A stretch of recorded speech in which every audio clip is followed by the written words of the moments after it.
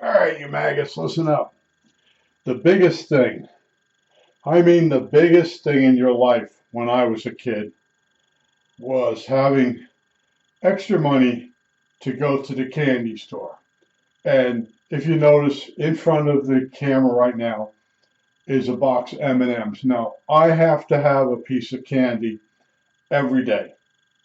And it's because of the memory of my childhood walking up to Mr. Brown's store. Now, Mr. Brown's store, candy store, you went out the street, my dead end street, which was Fisher Place.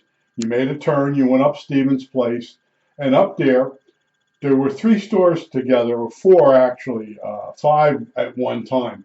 You had Mr. Brown's candy store, you had Mr. Kelly's produce and meats, and then you had Angelo, um, basically meats and stuff. That was an Italian store. Mostly Italian people went in that store. The stuff was spicier and different than regular American foods. And then there was Tom the Tailor. And before that, there was a shoe guy, a shoemaker in these stores. And now to this day, they're apartment buildings. They were originally apartment buildings with stores in the bottom. And these are in the middle of a housing area. And the reason there was way back before people had cars. That's the stores you got your consumables, your meats, maybe spaghetti sauce in the one store. In the other store, you got your Campbell soup and all that. But sitting in there was Mr. Brown's candy store. Now, Mr. Brown, when you walked in the store, you had to immediately place your money in the palm of his hand. We won't go any further on Mr. Brown.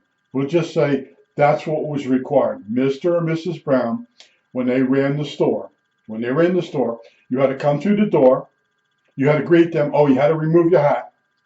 And you would put your money in the palm of their hand. And then you would tell them what you'd want. You'd pick it up. You'd show it to them. And if there was any change, which most of the time, when I was a little kid, candy bars were a nickel, even, before we went to problems with Cuba and the price of sugar, and it went to 6 cents and then 8 cents. Well, anyway, for the longest time, just like the dollar store for years, everything was just a dollar. Well, everything when I was growing up was a nickel. Now there were quarter candy bars, bigger candy bars or dime candy bars, but for the most part, Mr. Brown stocked quarter nickel candy bars. So you put the money in his hand, you picked it up, you showed it to him, you went back outside, and you put your hat back on. You went walking, not back home.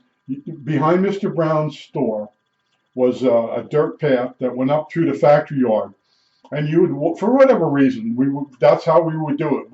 We do a complete circle. And me and my friends, we would go down and go through and, throw rocks around. There was a factory yard there.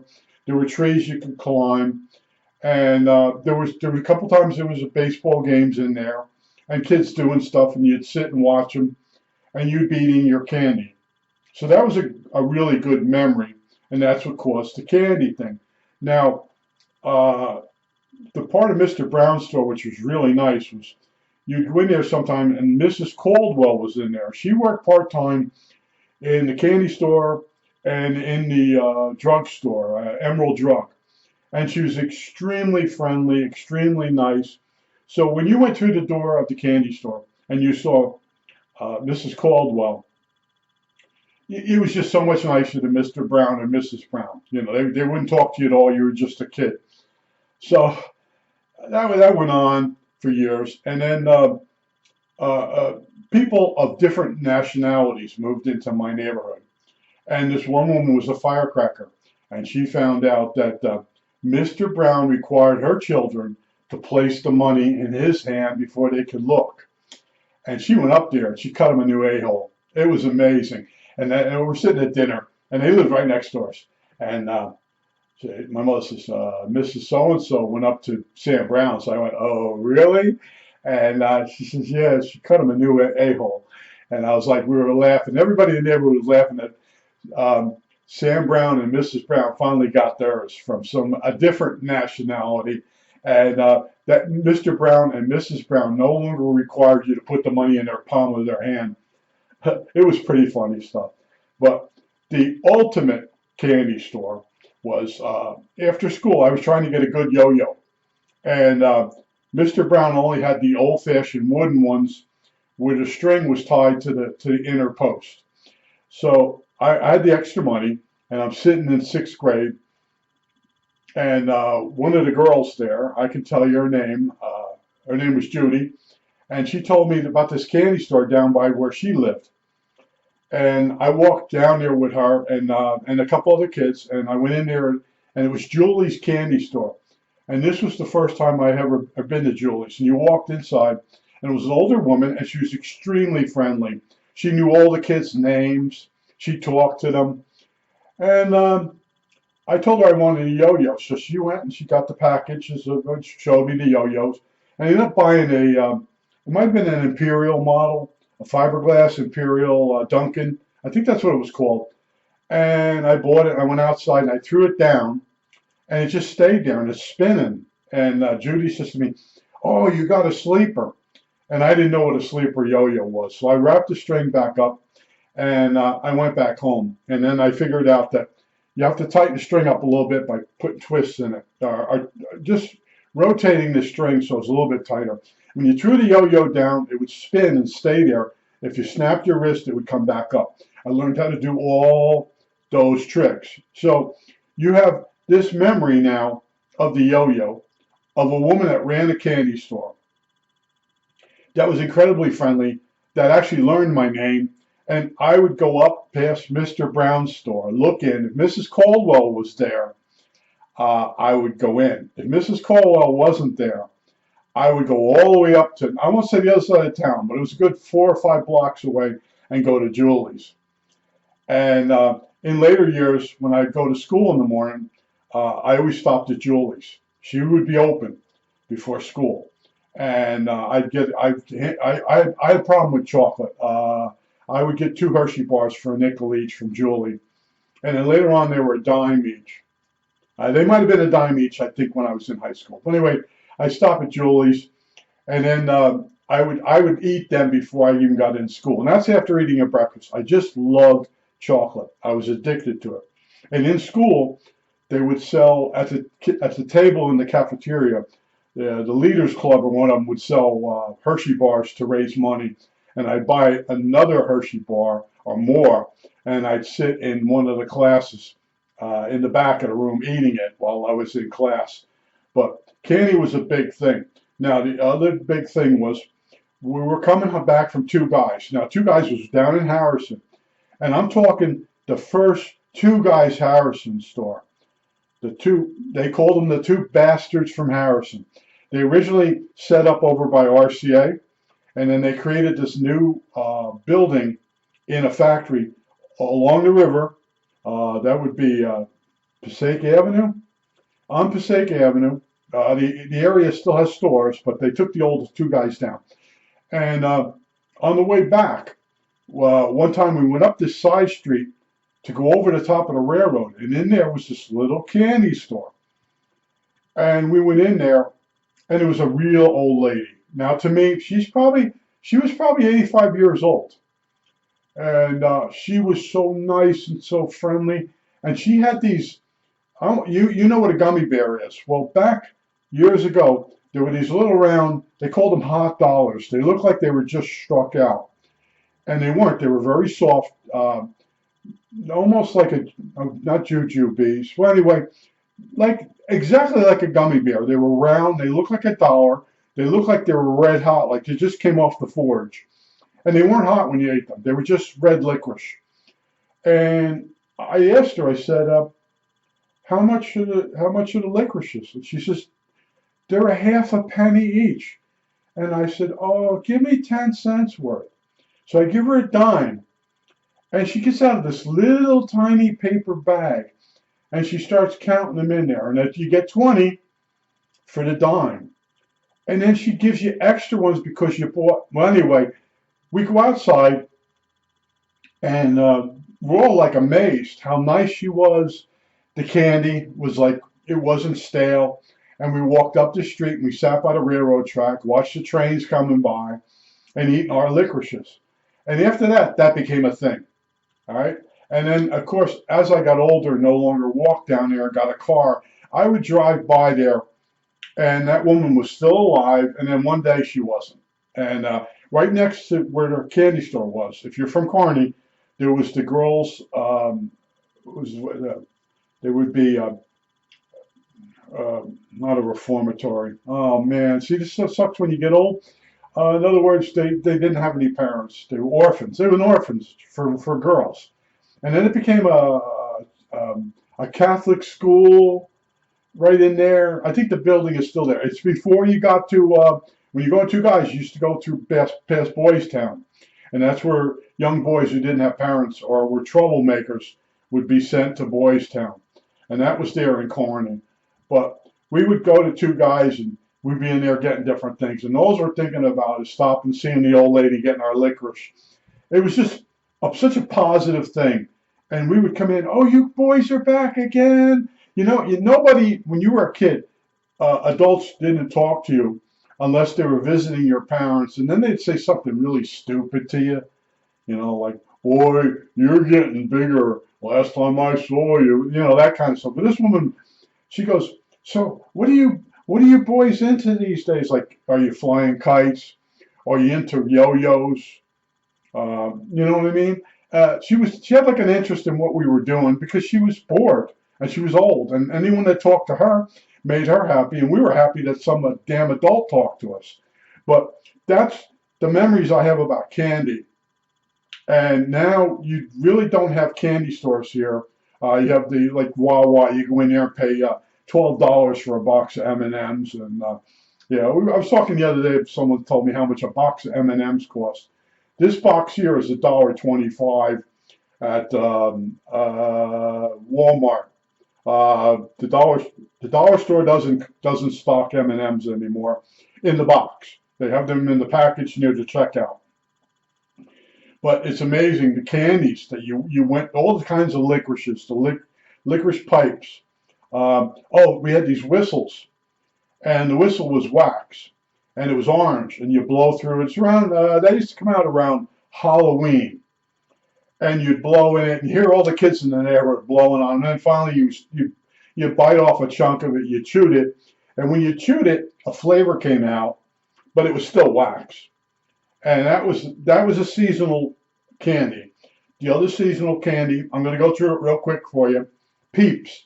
You might have heard of Peeps from the Just Born Company. They're made out here in Pennsylvania, where I am now. And you have little chickens, baby chicks for Easter, and you have rabbits, and they come in all different colors. Some of them are now coming in different flavors. So the Easter part of the year is marked by Peeps, the real original Peep, and that was, you knew it was Easter time if you were eating Peeps. Now, if you don't know what a marshmallow Peep is, I feel sorry for you. Now, the next season, let's see, we go after Easter. Thanksgiving comes before. The first after Easter, the next holiday, Easter. I'm gonna get messed up, so don't I'm old.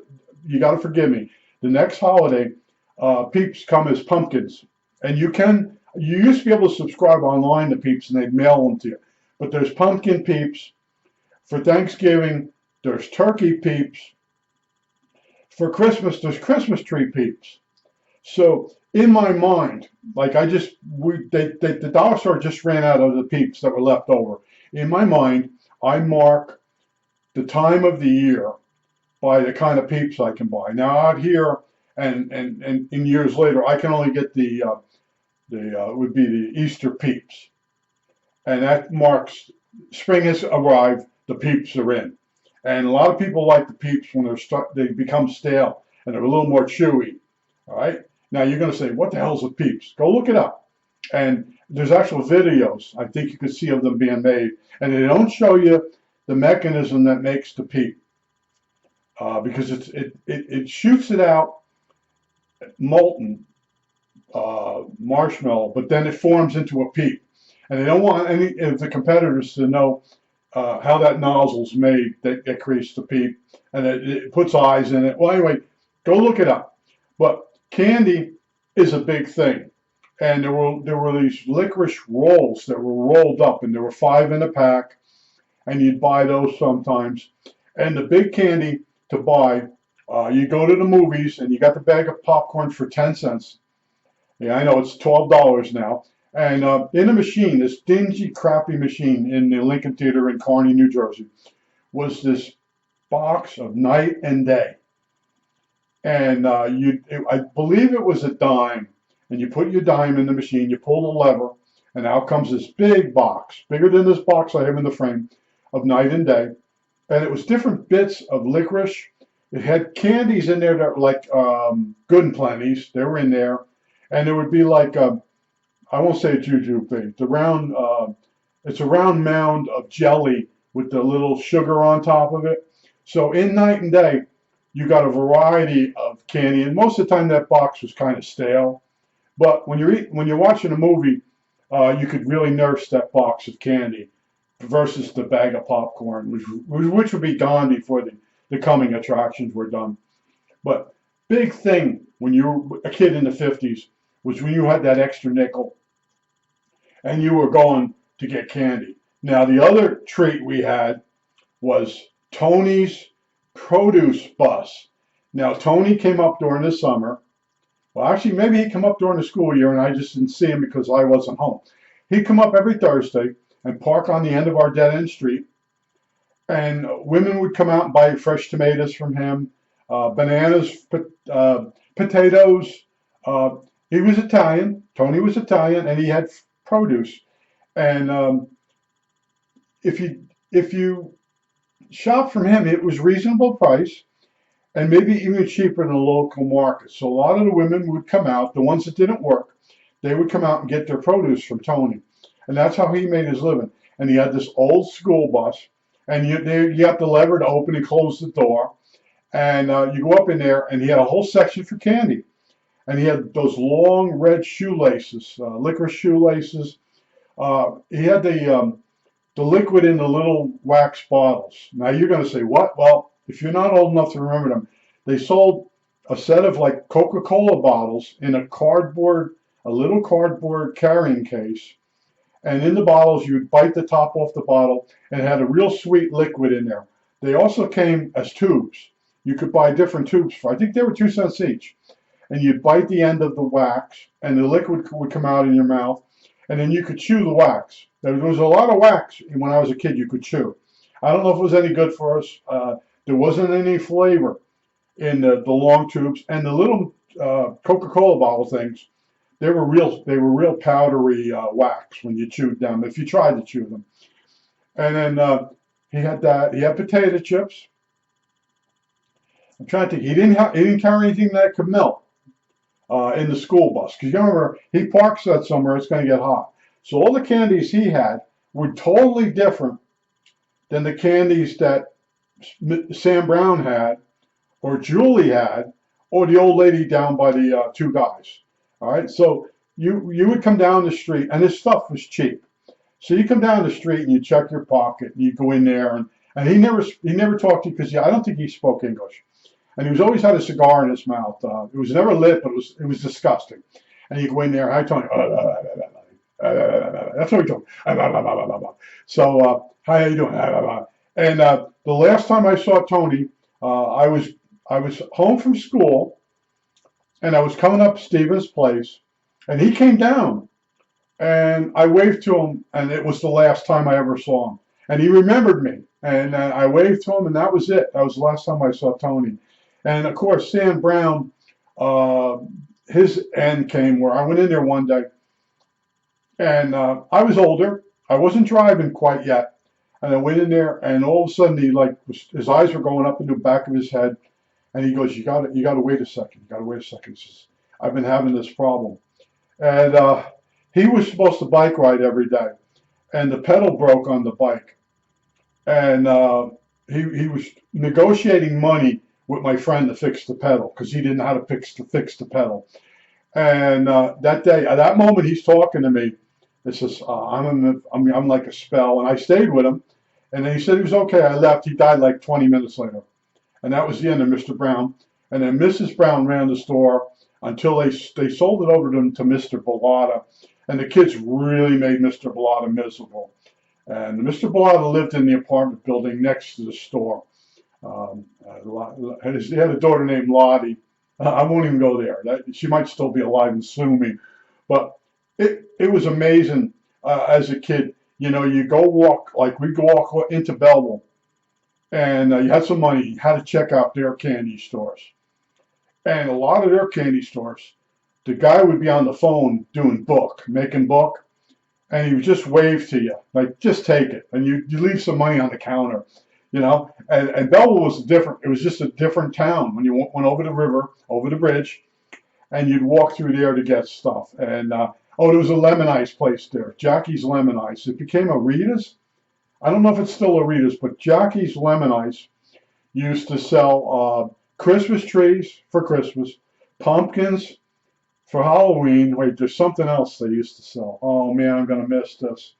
But anyway, it was a seasonal. Grave markers. Okay, yeah. In the spring, they would sell. Not grave markers, grave covers. So in the spring, they would sell Mother's Day plants.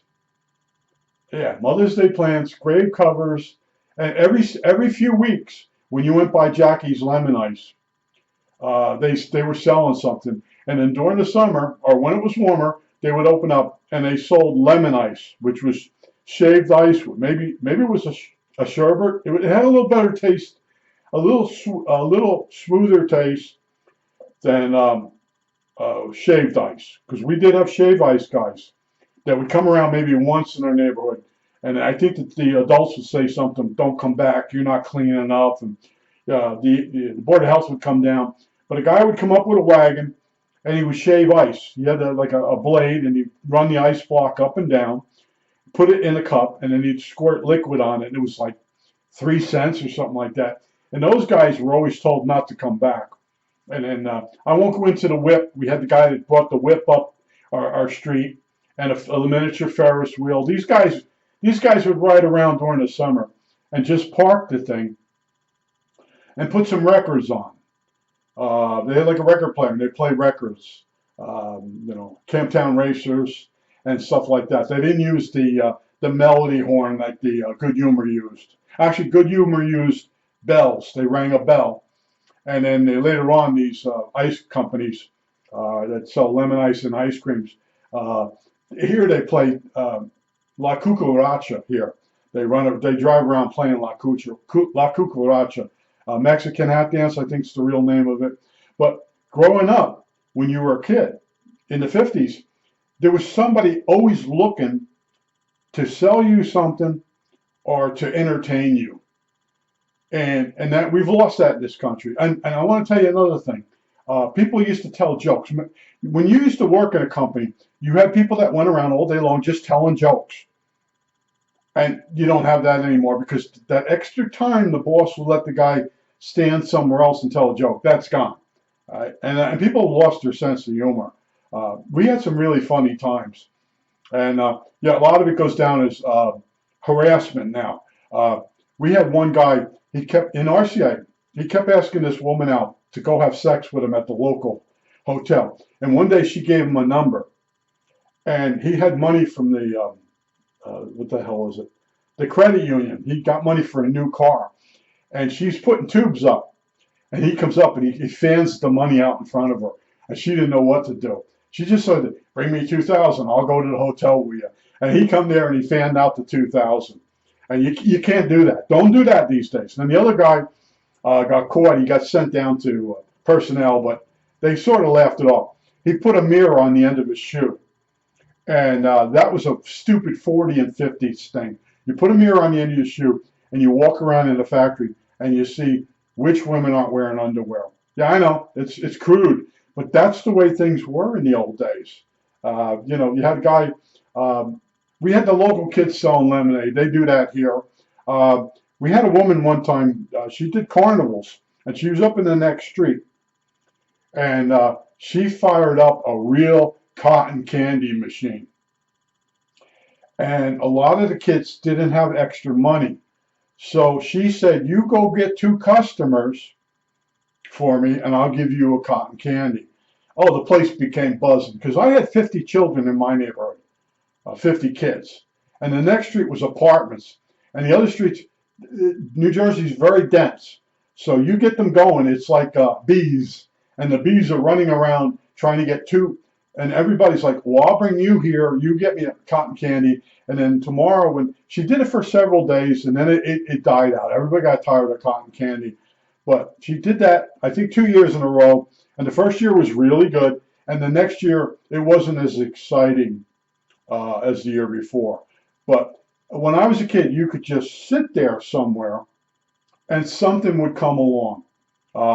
Maybe a big car accident on one of the roads. You go down to see that. Nobody really got hurt because the cars were real strong. They got bounced around pretty bad. And then you would stand there and, did the radiator break? And think about it. 2 cars would hit together and the radiator wouldn't break. But the people, they bounced off the steering wheel. They bounced off the, what do they call it? Now I'm going to forget that. The interior of the car, but it's the front. The dashboard. All right? Because dashboards were steel and when I was a kid. And you hit that dashboard, you knew you hit the dashboard. And there were no seatbelts when I was a kid. And we all seemed to make it, you know. Did we lose anybody? We lost one kid to some type of seizures. He died. I think he died. And then, of course, after high school with drugs, everybody started drugging out and dying. But candy, that was, as a childhood, that was the big thing. There's only one thing bigger than candies, was firecrackers. If you were walking along and you should find a half pack of it was half-fired firecrackers, and they were coveted. In other words, in New Jersey, you couldn't buy firecrackers, so you would bring those firecrackers home and make sure no one got them from you. In my case, as soon as I found the fireworks, I would trade them to some bigger kid, because if I come home with them, my parents would make me throw them out or put them underwater, then throw them out. So when I would walk along the curbs, I would look for, the pack would go off and it would cut the fuse, and half the pack was still there. That was a bigger thing than candy bars. And I remember one time we had to do a play. We went from the school, the grammar school, down to the VFW to dance for the old people. And it was before they come out with the senior center, they would use the VFW. And we went down there to dance the minuet. I can actually tell you what we're doing. We're coming down one of the streets, and I spot the firecrackers on the ground. I mean, there was a bunch of them. Somebody might have done it gross, and I immediately do the signals to the other guys, and I'm down in the front with some of the girls, and we're blocking the teachers. And they really wanted to stop and rest because they had to walk from the grammar school to the VFW, and they just did a slight hill, and they're having trouble. So they're standing there, and they're talking, and out on the ground are kids shielding each other, and they're picking the fireworks up. And then when we got back to the VFW, I thought of that Little Rascal episode where Spanky lights the fireworks in Alfalfa's pants. I think he's doing Charge of the Light Brigade. I think that's it. All right, that's it.